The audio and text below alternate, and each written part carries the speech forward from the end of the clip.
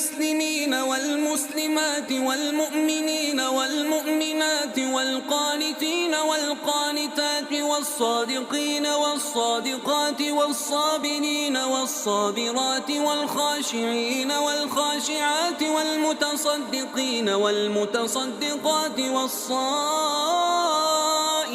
والصائمات